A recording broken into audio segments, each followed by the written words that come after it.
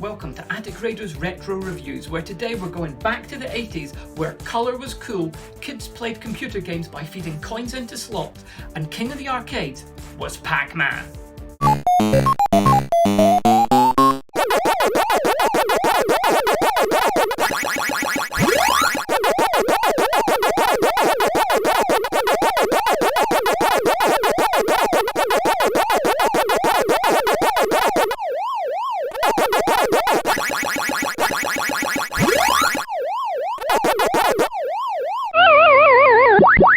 Pac-Man was released in 1982 by MB Games as part of a whole boatload of board games that they brought out based on popular arcade attractions between 1981 and 1983.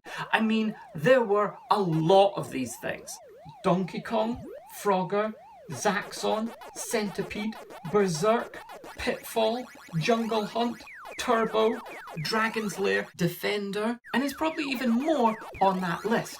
Pac-Man, however, is arguably the most iconic of all of those arcade-based board games. Developed and released to amusement arcades by Namco in 1980, it wasn't long before Milton Bradley added this instant classic to their growing list. The board game emulates the arcade game quite successfully, with players having to move around the board, gobbling marbles and avoiding ghosts.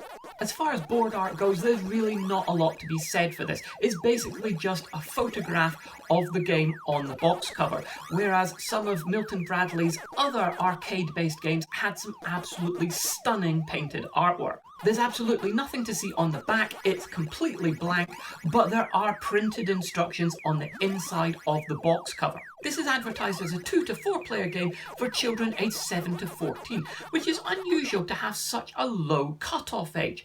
Given the nostalgia of this game, it's definitely one that older people, particularly adults who might have played Pac-Man in their youth, are definitely going to want to play. It's a game that actually does hold up quite well today. I've played this with quite a lot of children in my board game club at school, and they absolutely love it. Let's take a closer look.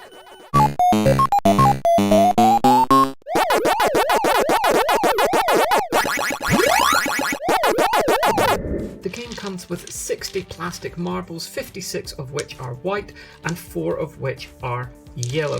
Now, these are, as you can imagine, the first thing that is going to get lost, and you are going to need all 60 marbles in order to play this game. Now, thankfully, the white marbles are exactly the same size and shape and material as the ones for Hungry Hungry Hippos, which you can get many easy replacements on eBay just now. The yellow ones are more unique and are going to be more difficult to replace. So if you're getting a copy of this game, try to make sure it's got the 4 yellow balls. If it doesn't have all of the white balls, you can get replacements for those. Not too bad, but these have a habit of going everywhere, and you are going to end up losing some, so having spares is always a good idea. The game comes with 2 of Pac-Man's nemesis, the ghosts, and these are just a very simple sculpt, just a hollow plastic, nice and thick. That's not going to break easily.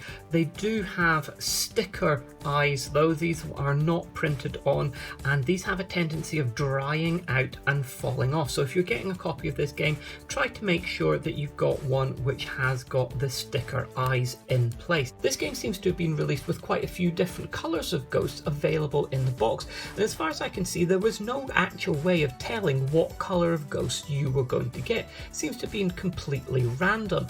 The colour of ghosts inside the box does not always match up with what's shown on the artwork of the box. I don't know why they release different colours of ghosts, but if you've got a favourite, it's something to keep in mind when you're choosing a version of this game to buy. We've also got 2 standard 6-sided dice, 4 different colours of Pac-Man branded tray, which are made from another thick quality plastic here, and they are going to be used to hold your marbles.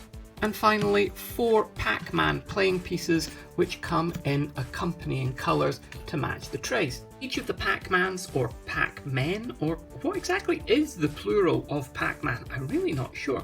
But you can see that each of them have got this lower jaw which opens and closes. It's a really nice touch, and you can see he seems to have developed a row of razor sharp dentures here, which even Bruce would be jealous of.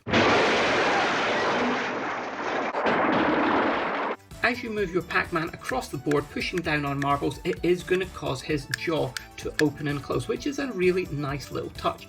The marbles on the board will go into the bottom of his mouth here. This hole is slightly smaller than the diameter of the marble, so that when you push it in, it is nice and firm and it is secure. It's not going to come out of there. Once you've collected up all of your marbles, you simply turn it upside down and you can get the marble out of the hole in the top of his head in order to go into your corresponding colour of tray. Again, these have got decals for the eyes, so be careful that those have not dried out and fallen off. Try to get a nice, clean, minty example. The game board is made from a nice thick cardboard with a half fold and 60 holes punched into its surface. The holes have been designed to keep the marbles in place on the board, and when they're stationary, that works really well. However, it is very, very easy to accidentally knock one of the marbles, and if that happens, they are going to be rolling all over the place until you sort that out.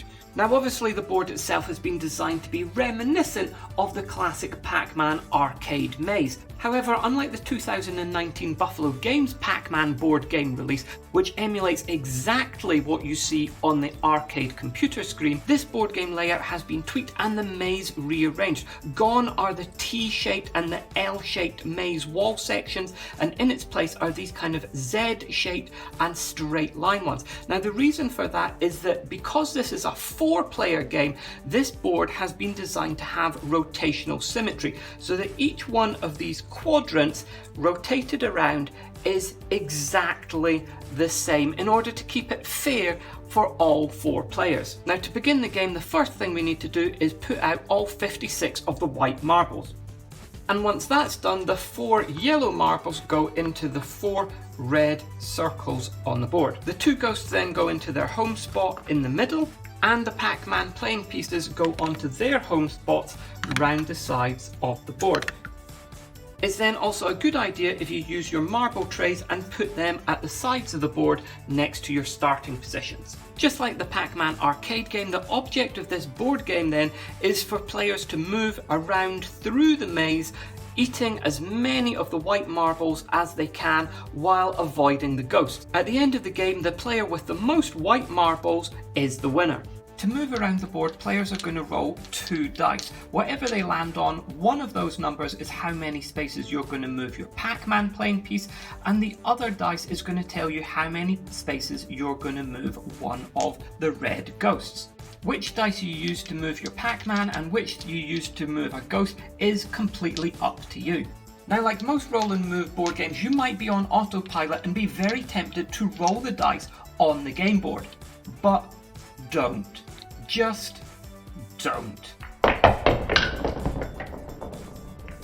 It is of course much safer to roll the dice at the side of the board, or possibly even into your tray. Once you've rolled, you're then going to decide how you are going to move. You of course want to eat as many marbles as you can on your turn, but making sure that you stay away from the ghosts. With a 6 and a 4 at the beginning stages of the game, you're probably going to want to move the highest number you've rolled in order to eat that many marbles, and move the ghost the lower number. So let's go 1, 2, 3, 4, 5, 6. And when I move a ghost, I'm going to want to move it away from me. So I'm going to go 1, 2, 3, 4 spaces there. As you move around the board, you cannot move past another Pac-Man playing piece or a ghost, so you can use your moves tactically to try and stop somewhere that's going to block another player from getting to balls that you want to get to. With a high roll like a 5, this red player could be in trouble because they can't move past this ghost and they can't move past this Pac-Man playing piece. They could move around this way, but although you can pass through another player's starting position, you can't land exactly on it. So with a 6, they could move across here to here, and that would be okay. But with a 5, that would put them directly onto this starting position, which they can't do, in which case they would have to miss a go. However, there is another option. This path coming off here leads off of the board and back on to somewhere else on the board. So with a 5, I would move 1 off the board and back on the board somewhere else, 2, 3, 4, 5. And there are 4 of these passages around the board, so you could go off and pop back on any side. Now, if you're unfortunate enough that somebody moves a ghost onto your space, you're going to have to move back to your starting position and give up 2 of your marbles to the person who moved that ghost. If when you're moving you eat a yellow ball, you can then choose to use that in order to eat one of the ghosts. If you do that, the ghost has got to go back to its original starting position, and if you're making that choice, you've got to then give up that yellow ball and put it back. It does, however, mean that you are safe from that ghost, and it does mean that you get to take 2 white marbles from any player of your choice. As soon as a player eats the final white marble, then the game is over and all of the players have to count up all of their white marbles. Yellow marbles at that point, if there's any in your tray, don't count towards your score. But the one with the most white marbles then is the winner.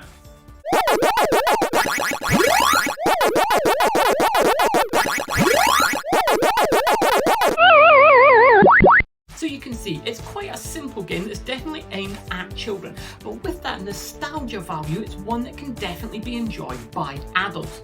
Now, it is a roll and move game, but one in which you've got lots of different choices. Ones where you can use tactics and strategy to a certain degree. You can decide which dice you're going to use to move your Pac-Man playing piece and which dice you're going to use to move the ghost. You can decide which way round you're going to move in the maze with lots of different paths you can follow, including those exits off and onto the board. And you can also decide that whether, if you've eaten one of the yellow power pellet balls, you can keep that or you can use that to go after a ghost. So there's lots of different choices and things for you to think through here. Now, the board game does do a good job of emulating the arcade game. It's not exactly the same, but most of the aspects and the elements are there. You've got the Pac-Man, you've got the ghosts, you've got the balls to eat, you've got the power pellet power-ups, you've got going off and on the screen, and you've got the maze-like layout. The only thing that's really particularly missing is the fruit. Whereas the original arcade game sometimes had fruit appearing on the screen, which would give you extra bonuses. This game doesn't have that at all. However, that was fixed in the recent Buffalo Games release, which does have fruit as an option. The pellet eating mechanism on the Pac-Man playing pieces is a nice touch, and it does work well, but you've got to be careful that you don't press down on the balls incorrectly, otherwise they're going to fly across the board. I find that's more of a problem with the ghosts. Adults can generally remember, but children, when they're playing this, usually forget that there's a ball underneath one of the ghosts, and when they move it, they send the ball careening across the board.